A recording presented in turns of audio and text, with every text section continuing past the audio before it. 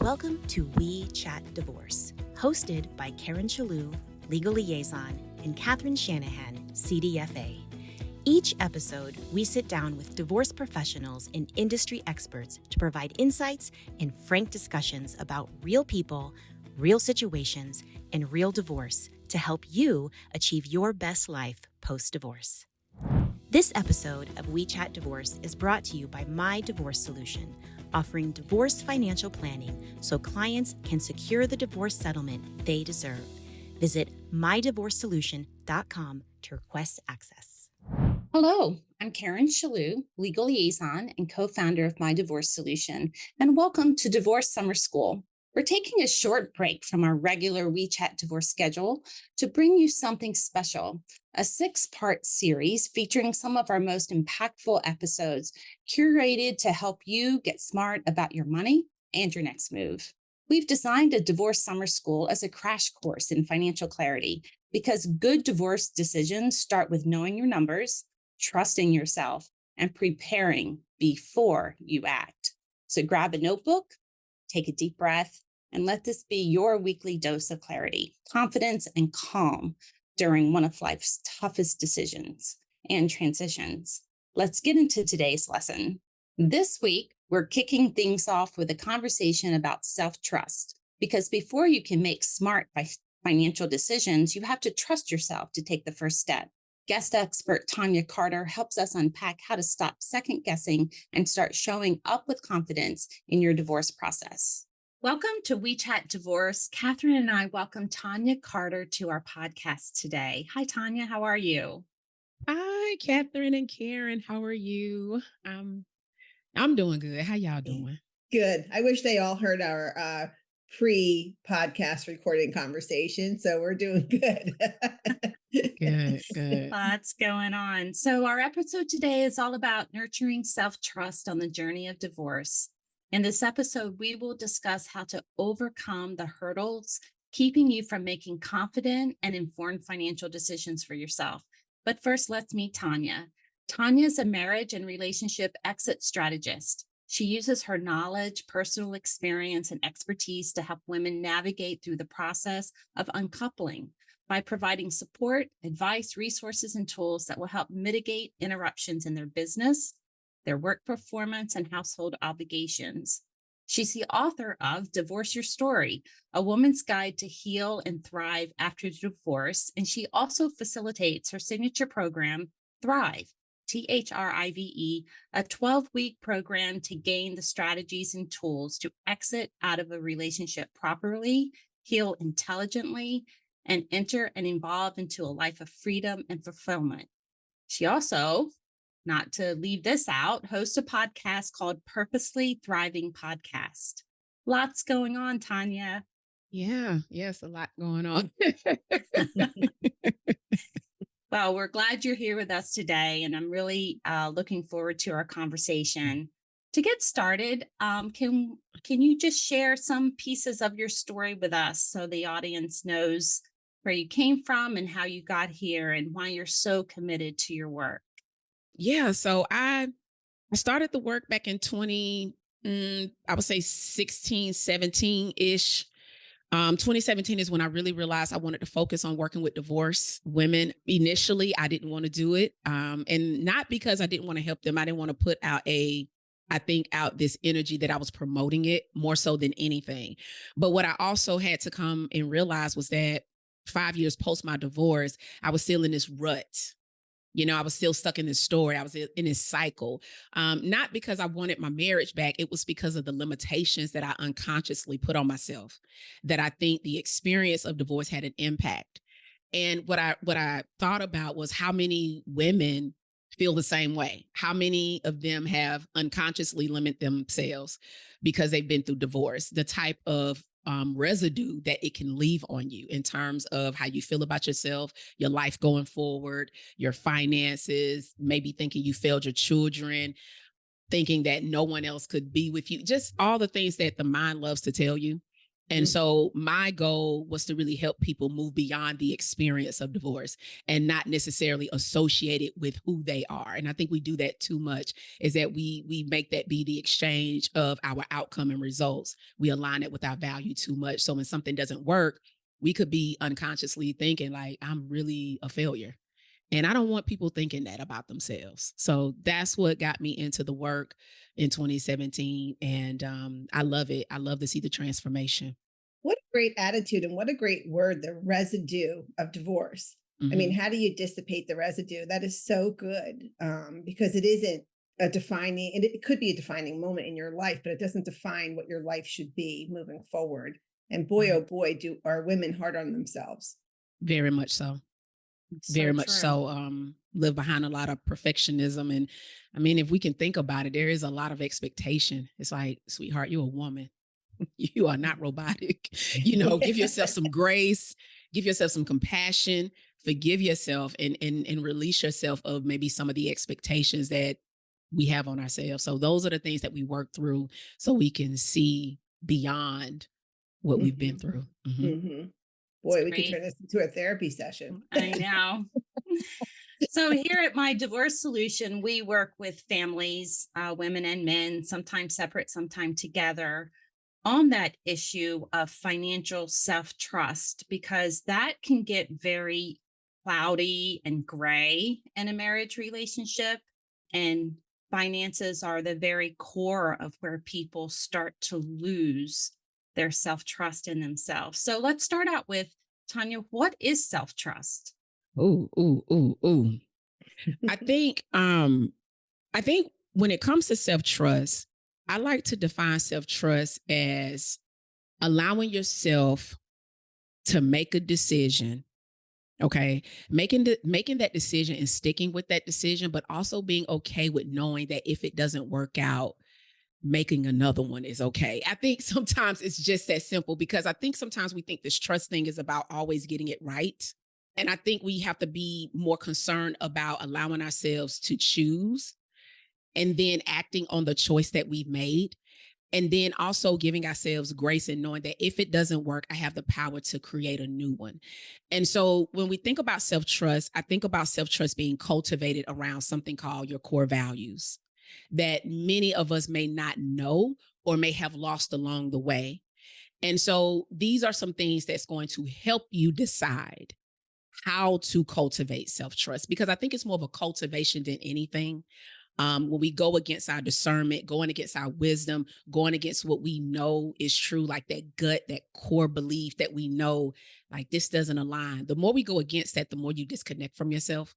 And so the goal in learning self trust or cultivating self trust is really allowing yourself to, I would say, kill the noise a little bit. Of maybe what society says, culture says, even maybe some unhealthy religion that we've been taught, and really just dive deep into what matters to you and moving on that no matter how it looks, no matter how uncertain it is, but trusting yourself to know that, you know what, I've done enough work and I got enough information to make this decision. And I'm going to trust myself that it's going to work. But I'm also going to trust myself to know that if it doesn't go out as planned, I have the capability to choose again. And I think that's the problem sometimes is that we don't give ourselves the ability to constantly choose. And I find that to be more of the challenge with self-trust than anything. And so I hope that kind of answers your question. That was really very good and very deep. And, and I think that to back up everything that you're saying, which I really value what you just said there, is that, if you know that you're always working out of a good place, any decision that you make should be something that you trust. And I'm a big Mhm. pivoter. So I'm a gambler and I'm a go for it kind of girl. Yeah. There's always a silver lining somewhere for me. So I'll Mhm. I'll go. And if that route just doesn't work out the way I thought it would, I'll pivot to something else. And I Correct. think it's because I'm always trying to do something that's better than what I'm doing or better than, right? So always trying to advance myself or anybody else I'm working with. And when we talk to people financially and they know they need this information, they know what they don't have, and they have such lack of confidence because they feel like if they get this information, they don't know what to do with it. They don't trust themselves getting this information is where it comes from, because they've always let somebody else lead them. And then they go to an attorney and they want them to lead them. They don't have Yeah. any of that confidence. And for us, it's about knowing what your options are, know what's rightfully yours, and knowing that you should have access to this data. And if you Right. don't like, then if you don't like something, it's okay. You can move in another direction. Or if you don't want something, you can move in another direction. So how do Yeah. they trust themselves to handle this information if Mm. they've never done it before, or they've never asked for it before, or demanded it, quite frankly, because it is your information? It is your information. And when taking this journey of self-trust, it's really after looking after your own needs and safety. I realize that many people don't take their needs into consideration. They don't take what's safe for them into consideration. They're looking for other people to decide for them. And depending on the dynamics of your marriage, if you've been in something abusive, I mean, let's just take emotional abuse and excuse me, I'm sorry, someone who is verbally abusive, and you're hearing that for decades on end, it creates a level of indecisiveness where now you're telling me to make a decision when I've been told all along that I don't know what I'm doing. I'm not enough. And so now it's like now I'm supposed to decide how to handle my finances. And so this is where the part where having someone on your team help you unpack some things so you can make these type of decisions. So one of the things that I step in and do is I really allow people to unpack some things.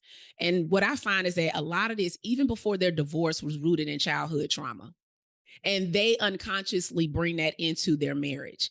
And so unpacking this stuff helps you realize a lot of the lies that you've been told about yourself. You can't get anything right. You're not good enough. When you lead with that, it's hard to say, I need to get this financial information for me, because you've been told the complete opposite your entire life. So having someone else on the team helps them come to Catherine and Karen and say, you know what? I do need this. And it's scary, especially if you've never looked at numbers before and your spouse has always made the decisions, or you may have been in a relationship where there was financial abuse or financial infidelity. You're telling me to take power over something that I've been afraid of my entire life. And so it takes courage, right? And this is the part that I tell everybody. It takes courage to step into the unknown. And so this is an unknown, uncharted territory. But in order to cultivate that trust, you have to take the courage to build the confidence to trust yourself.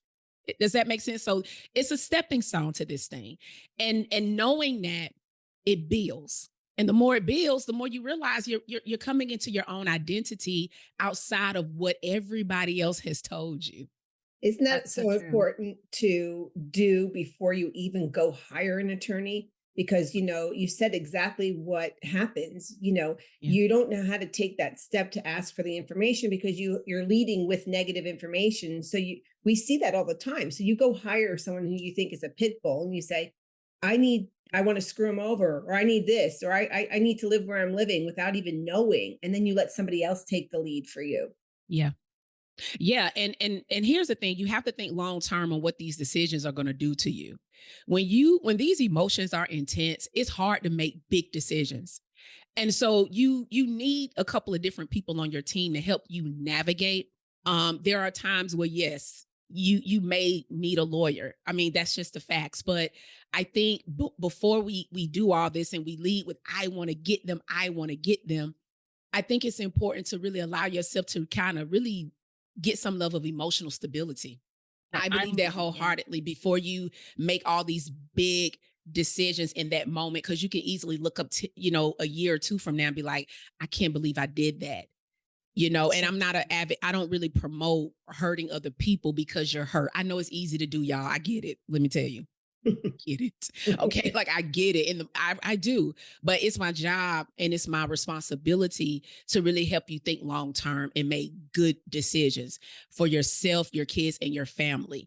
And that way you can walk away knowing that, you know what, I was fair and I did what I needed to do and I had the help to do so. And letting someone see where you are in terms of numbers, I think that is so crucial.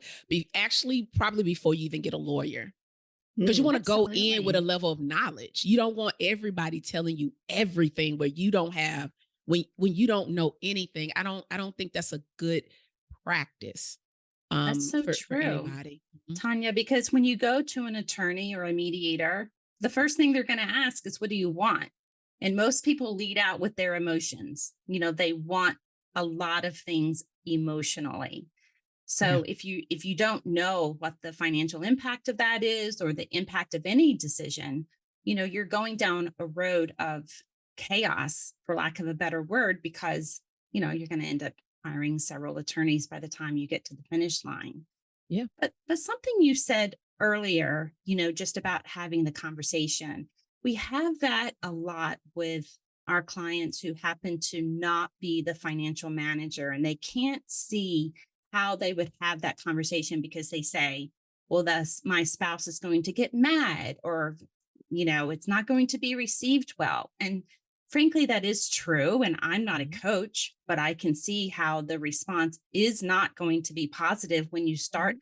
asking for information when your whole relationship has been based on something different. But I don't think that they realize that the spouse has been relying on that relationship for the entire time. So it's also going to take them some time to pivot, for lack of a better word, to whatever you're trying to accomplish there. So, how do you help your clients have those tough conversations while understanding that this relationship a lot of times has been long standing? Yeah, I think that's a good question. And I'm going to be honest with you. I think deep down, people know what they need to do. I think it's the fear of doing it Hmm. that they're afraid of. And so, one of the things that I ask my clients is, what is it that you fear? Because that's really the biggest thing. Because I think, I could be wrong, I think women are some of the most wisest people. I just do. I really do. And when you talk to them, like more one-on-one, you talk to them with a level of compassion, and you start to dig more deep into what's really going on. What is it that you fear? And a lot of people fear the response. They fear the reaction that they're going to get. And the thing is about, cultivating this self-trust is understanding that your needs matter and being okay with the outcome from the other person. They may lash out. They may send you an ugly text. They may call you and say all these hurtful things that you want to avoid. But this is where you have to have a plan in place and a strategy, meaning that you know your spouse more than anybody else on this earth, whether you want to admit it or not. So what this means is that now you have to have a strategy, meaning that you don't have to always reply. You don't have to always respond. If they're reacting due to their lack of emotional intelligence or the fact that they're hurting too, know that that's not personal. That has nothing to do with you. That has everything to do with them. Learning how to, again, making this distinct separation of things, realizing that, you know what, most likely they're going to call me and this is going to turn into an argument. You can say, you know what, I don't want to talk about this right now. Let's talk about this when you're more calm. This is where you have to start stepping into your power. That is self-trust, is having that level of control and, and building it, because you can lose it. You can almost be fearful of your spouse because they may have always been the decision maker. They have always been the financial bookkeeper of everything. They may have always been in control of everything, where you always had to ask for permission. And see, now you don't have to do that anymore. And so you have to realize that I don't have to ask for permission anymore. Give yourself permission. You don't need anybody to give it to you. And doing that is really the game changer, is being okay with knowing that you're going to get a response that you may not like, but proceed to move anyway. And most likely they will eventually come along, but you have to stick to it. You can't be 1 foot in, 1 foot out. You got to be all in with you and say, you know what, anytime they come at me, I'm going to do the same thing. Once you do that, they'll get it. Remember, you got to know that you teach people how to treat you based on how you treat yourself. And so you've created this dynamic, and maybe that wasn't your intent, but know that you can uncreate it. I don't even know if that's a word, but you can uncreate that dynamic by relearning the value that you have in yourself and also teaching people how to treat you now. That's your power. Okay. Let's just stop right now and just replay that 15 times. Right? Like that was very Chills. powerful. It really, Tanya. I couldn't even say it better. I can't even change a word. If we could just replay that, if you're listening to this podcast right now, just press rewind and listen to everything up to this point. because I have chills too, because I'm thinking about not just so many of our clients, and we're in every state and actually in a few countries right now. So it's all the same across the board. We are all the same if you're going through this process. And so many assessment calls, I can't even tell you who would benefit from just hearing that. If you can gain strength for, they always say women helping women. We have a lot of men too, so I think men can resonate with this as Absolutely. well. But for the majority of the women who have not been the financial bookkeepers, as you say, this is so powerful, and it is so life changing to change that behavior for yourself, and to have that self trust. And I give yourself that permission. I was writing things down as you were talking, and be okay with getting the response that you're going to get. Like, you already know that nobody has to tell you, and that's okay. And I always say, be, a little comfortable being uncomfortable, so Basically, yeah. right. This is really powerful, and financial knowledge is your right.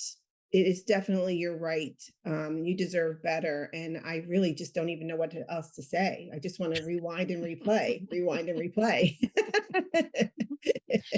Well, I want to come at it from a different angle, because I think this also lies in that space of self-trust. So, if you are the financial manager of your family and you're going through a divorce, and you want to avoid the conflict, so you just start taking all the responsibility and paying all the bills, and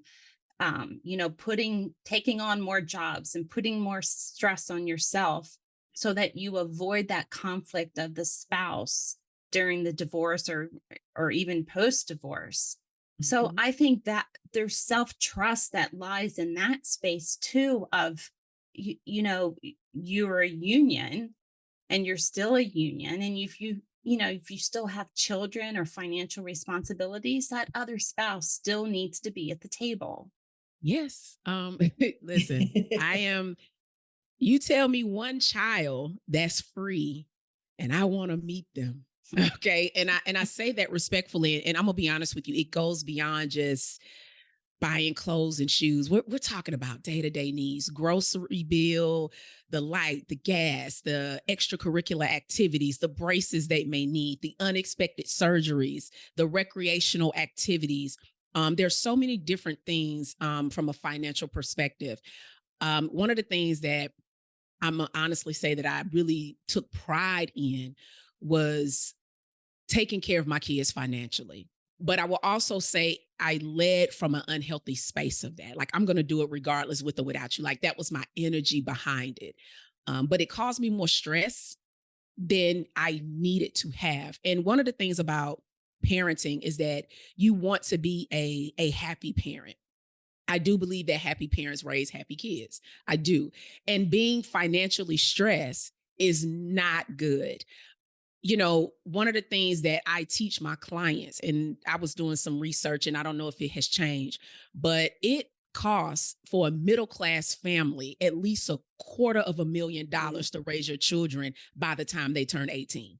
That's right. And the reason why I want people to look at these, because this is a numbers game. This isn't nothing personal. This is kind of like the business side of parenting. And so when it comes down to the cost of raising a child, your financial obligation should be something you should take pride in, both parents. Like, you know what? I get to raise my children. This has nothing to do with the fact that you all don't get along or you all didn't work out. You have to learn how to separate the two, which is why healing is so important, because it helps you co-parent better. I tell people this all the time. When both people can actually do their own inner work and put the child in the center and not make them the middle, then that's when we can say, okay, what is the best interest for the child? And part of that is the financial aspect of it. And so I tell people, if you have 3 kids, I had to tell my client this, you have 3 kids. So by the time your children reach 18, it would have cost you $750,000 to raise your children.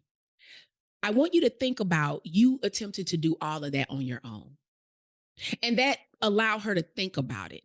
Because sometimes when you are in the thick of things and someone's giving you so much strife and they're verbally abusing you, you think taking the better role is to say, you know what, forget it. Then I'm not even going to ask them for anything. I'm just going to work 2 or 3 jobs. And I know that sounds commendable, but it's exhausting. How can you show up for your children when you're always working? How can you be a part of their activities when you're always working and the other parent and you're letting them off the hook because you want to avoid confrontation? And that's one of the things that I really try to get my clients to understand is the importance of the financial piece that matters to me deeply. I see how much it costs with my 2 kids and my son's braces. I spent 5 figures for his mouth. And I got a daughter now who's going through the process. She actually has to have oral surgery next week. She has to get 5 teeth extracted. And these things cost.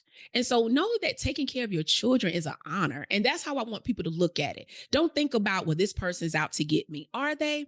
Or is this just a responsibility that you should uphold because you created children? And you can't see that when you're upset sometimes with the other person. It's hard to see that. And you take it out on the children. And one of those ways is a financial aspect of it all. And I think we have to redefine that.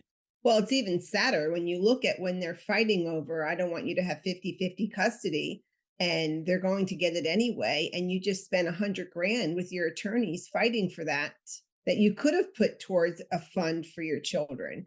Correct. So, you can fund your children's expenses by what you're paying in legal fees to fight against something that's not even for the best benefit of your children.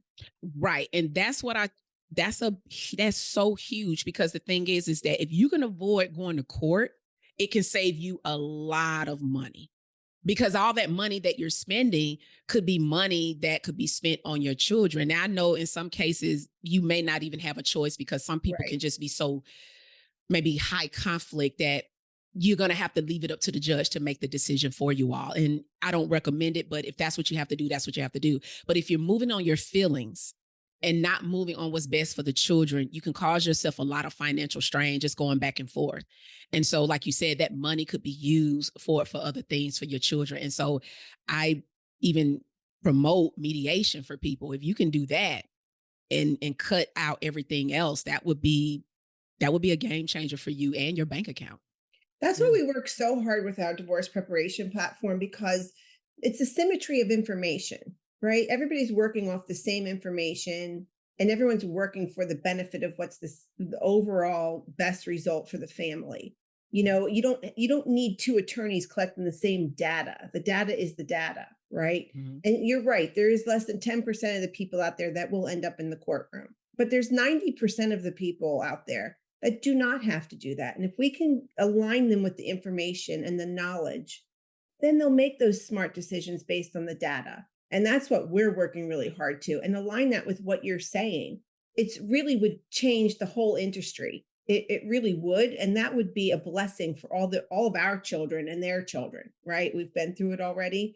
And I don't know why people don't get that. If we could, the hundreds of people we've already worked with, the ones that have attorneys, I swear, I say this to Karen all the time. Are you kidding me? They spent $250,000 last year on attorney fees. If we can, and all of them would probably rewind and do it over, both sides, because a lot of that was emotional expense. Yeah, emotional decisions. Yeah. And if we added all that up, it would be insanely egregious. I mean, I just can't even, it gets me going every day, because I see what they're paying for in the exchange. And then it always circles back to what really is going to be based on the data. All those emotions don't mean anything to the system, except for it was a lot of money during that time period. It doesn't. Yeah. So even if you are in litigation because of what Tonya said, high conflict relationships, you can still approach it in a different way. You can still be grounded in self-trust and knowledge, and in that space, make your decisions. That's invaluable. That's priceless, because then your decisions never change, right? You may compromise, but the facts don't change. And having that ability to do that is critical. It's not even value. It is valuable, but it's necessary. It's what I'm trying to say. Yeah, it really is. Very much so. Well, thank you for that. So, Tanya, can you provide some examples of practical exercises or activities that can help individuals strengthen their self trust when they're going through the divorce process? Absolutely. I think one of the biggest things for people to do is honor their thoughts and feelings. And I say this because if you don't honor your thoughts and feelings, it'll show up in your decision making. Right. So, like Catherine, I know you just said when you said 250,000, girl, listen, I was like, oh my God, like that is a lot of money. And I think about how you also mentioned it was driven from intense emotions. So if we can honor our thoughts and feelings, it allows us to work through them, right? As opposed to sweeping them under the rug, acting as if they don't matter. We live in a culture where we're supposed to keep it moving, right? I want people to think about when you're going through a divorce, a lot is unfolding from your family, your finances, your friendships. You may even have to sell your house. You may have to move. There's a lot of different components, right? And you're picking up the pieces and everyone's telling you to be strong. That's a lot. And so you're not even leaving room to even allow yourself to say, you know what, this sucks right now. And that's something that I didn't do. I made a lot of emotional, financial, bad decisions in the beginning of my divorce. I went out all the time. I spent money that I just really didn't have, all because I didn't allow myself to really say, you know what, this really impacted me. You know what I mean? But I didn't give myself the space to acknowledge that because I didn't think I could. I thought I had to always like be strong all the time. And that strength is exhausting to maintain and upkeep. And so I think when you allow yourself to really allow yourself to feel and call it for what it is, don't say, I'm angry. What is it really? Are you disappointed? Are you discouraged? Are you afraid? What am I afraid of? The unknown. Why? Because I've been in this for 20 years. And even though it may have been the best decision, I'm scared because I don't know what it's going to look like moving forward. That's where we can start unpacking things, right? We can start getting to the root of things. I think that's one thing. Another thing is to honor your needs. Like we talked about earlier, I mentioned that sometimes I think a lot of us know what to do. We just don't do it because we might be fearful of what other people think.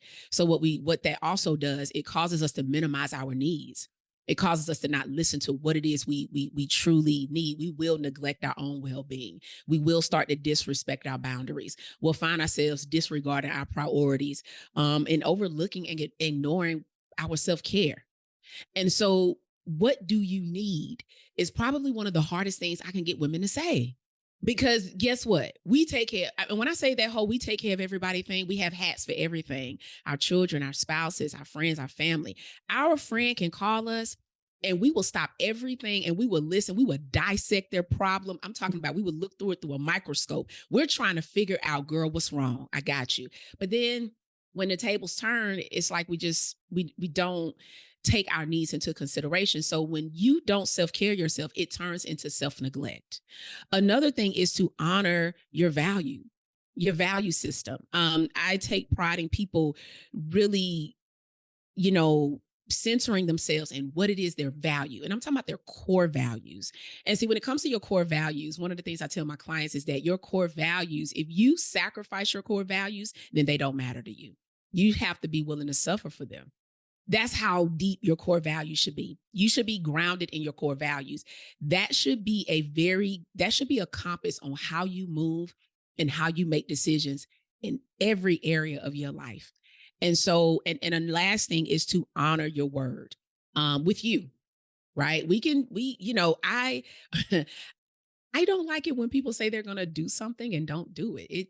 It just bothers me. And what I had to also learn is that I had to give myself that same level of word when it comes to saying, I'm not going to take that anymore. And I had to honor that no matter how much it hurt, no matter even if I may feel rejected. If you don't like it, I'm okay with, let me just feel this rejection. I'll get over it because I can't handle how you treat me. You can't talk to me like that. Those types of things are important. When you say, I won't do it anymore and you keep doing it, you're dishonoring your word. And so those are the 4 things that I think people need to start learning how to honor, meaning that you need to cherish them. You need to know that it matters because you matter. And the more you do that, the more you start to trust yourself. It is a conscious choice, especially for those who have never done it, don't know how to do it, is new. It is something that you're going to have to consciously choose every single day. 1%. That's all you need is 1%. The more you do it, the better you become. And the more you start to create and have a new identity. And so I would say that those are like my top 4. Okay, mine too. Wow. We have to rewind that and play that about 10 times too. That's amazing. Thank you, Tonya. Really, thank you for that. Mm-hmm. Thank you for that. You're welcome. This concludes this episode on nurturing self-trust on the journey of divorce, learning to trust yourself when you're making those really big financial decisions. Tonya, how can our listeners find you and learn more about you? Yes, they can find me on Instagram. My Instagram is I am Tonya Carter. My website is tonyacarter.com.